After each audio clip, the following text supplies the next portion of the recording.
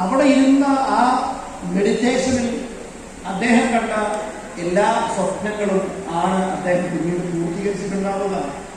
അതൊരു കറക്റ്റ് ഡിഗ്രിയിൽ എത്തിയപ്പോഴായിരിക്കും ദൈവത്തിന്റെ മാലാഖയായ ഗബ്രിയേൽ അല്ലെങ്കിൽ ജിബ്രീൽ അദ്ദേഹത്തിന്റെ മുമ്പിൽ പ്രത്യക്ഷപ്പെട്ടിട്ടുണ്ടാവുക. ആലോചിച്ച് നോക്ക്.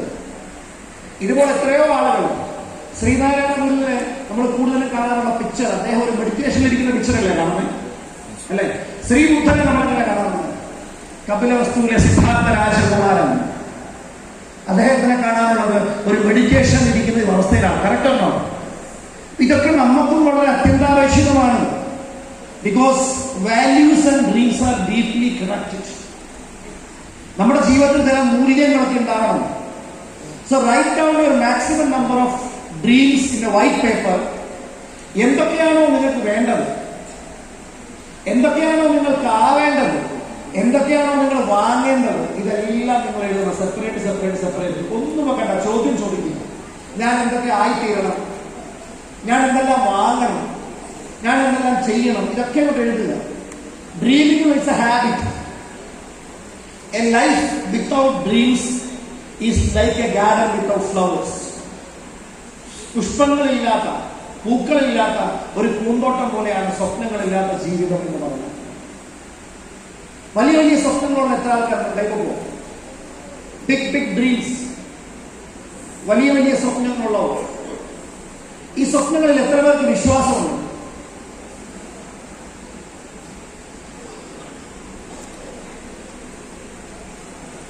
കൈപ്പെട്ടെന്ന് കാണും. അത് നോക്കണോ? ഞാൻ ശ്രദ്ധിക്കുകയല്ല. കുറച്ചു നേരം കൈ ഇങ്ങനെ പൊക്കി പിടിച്ചപ്പോൾ തന്നെ തളരാൻ തുടങ്ങി. സമയം കാണും. ഒരല്പം നേരം കൈ പോലും പൊക്കി പിടിക്കാൻ നമ്മളെ സാധിക്കുന്നില്ല. കറക്റ്റാണോ? ഒന്ന് ആലോചിച്ച് നോക്കുക. Choose only that thoughts which give you mental strength. ഈ സ്വപ്നങ്ങളിൽ നിന്നാണ് വലിയ ചിന്തകൾ ഉണ്ടാകുന്നത്. അപ്പൊ നമ്മുടെ മനസ്സിന് കരുത്തു പകരുന്ന ചിന്തകൾ മാത്രമേ മനസ്സിലേക്ക് കൊടുക്കാവൂ. മനസ്സിലേക്ക് നെഗറ്റിവിറ്റി പാസ് ചെയ്യുന്ന സ്വാർത്ഥമായ ചിന്തകളെ നമ്മൾ കൈവടിയാൻ നമ്മൾ പരിശീലിക്കണം. ഇതിന്റെ വഴി ഇങ്ങനെയാണ്: thoughts, dreams, emotions and then work, result and success. ഇതാണ് അതിന്റെ ഒരു ചാനൽ. ഇവിടെ നിങ്ങൾക്ക് 2,10,000 വിഷ്വലൈസ് ചെയ്യാം. എല്ലാ ആഴ്ചകളിലും വരുന്ന 2,10,000 കുറിച്ച് ഒന്ന് ഡ്രീം ചെയ്യൂ.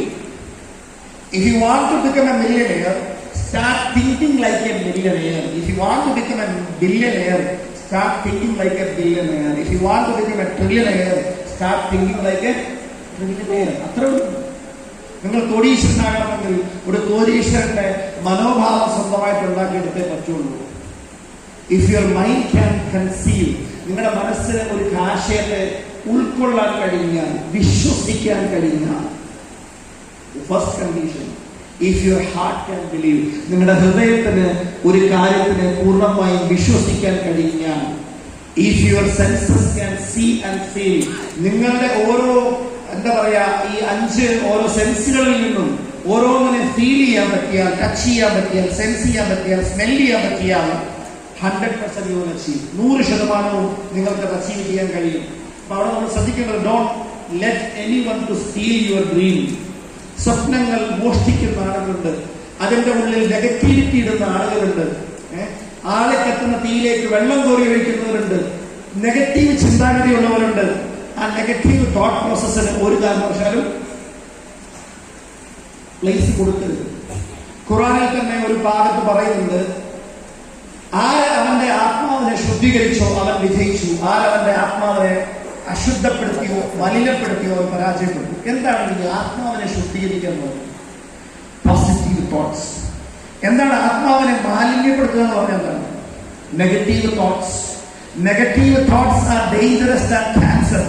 ഇങ്ങനെ നടന്നില്ലെങ്കിലോ, അത് ശരിയായില്ലെങ്കിലോ, അങ്ങനെ ഒരു ചിന്ത വന്നാൽ ഇത് നടക്കില്ല. അതുകൊണ്ട് അങ്ങനെയുള്ള ചിന്ത കംപ്ലീറ്റ് നമ്മൾ ആളുകൾ വരുന്നുണ്ടെങ്കിൽ അങ്ങനെയുള്ളവരുമായിട്ടുള്ള ഒരു അകൽച്ച നമ്മൾ സൂക്ഷിക്കുക. Beware of the dream stealers. അവർ ചിലപ്പോൾ നിങ്ങളുടെ ബന്ധുക്കളാകാം, സുഹൃത്തുക്കളാകാം, നിങ്ങളുടെ ഏറ്റവും വേണ്ടപ്പെട്ടതാകാം. Like a neighbour psychology.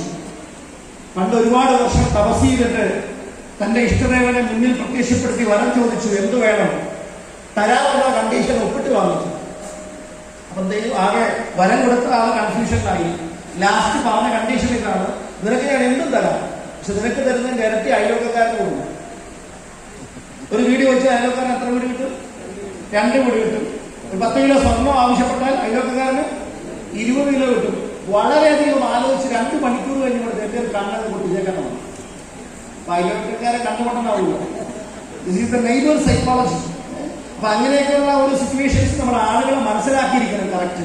And then people will say no to you. ആൾക്കാർ ചിലപ്പോൾ നമ്മളോട് നടക്കില്ല, ഞാൻ വരില്ല എന്നൊക്കെ പറഞ്ഞ് റിജക്ട് ചെയ്യും.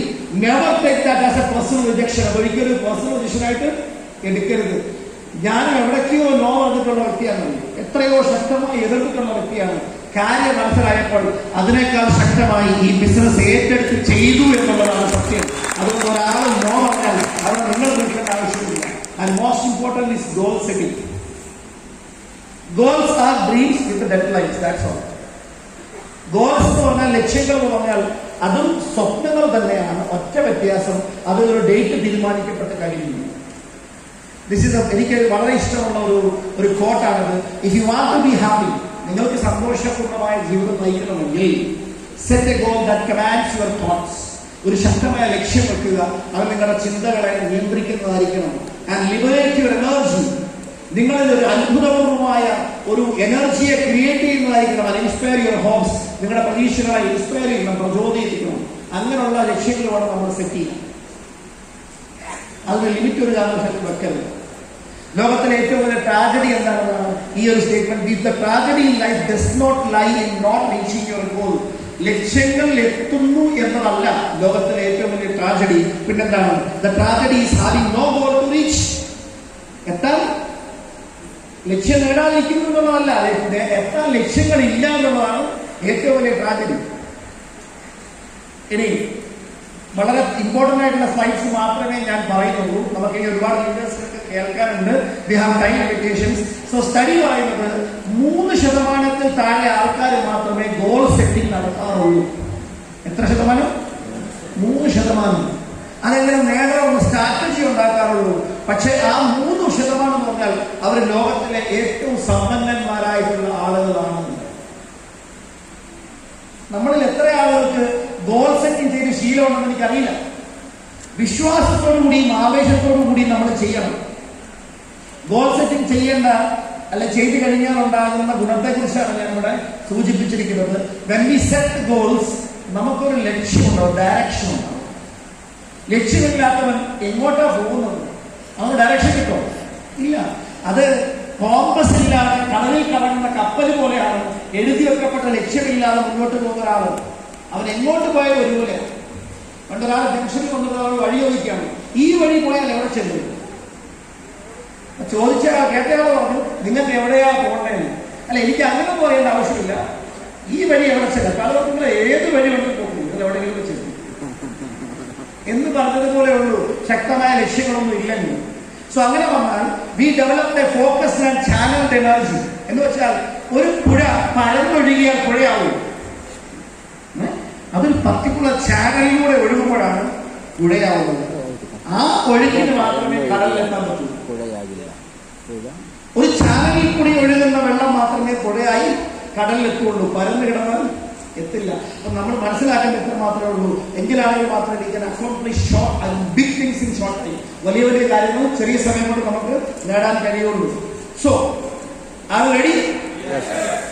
Are you ready to dream about a weekly income of 2,10,000? Yes, sir. ഈ 2,10,000 എന്നൊക്കെ കേട്ടാറുണ്ടല്ലോ. ഇങ്ങനെ ശക്തമായ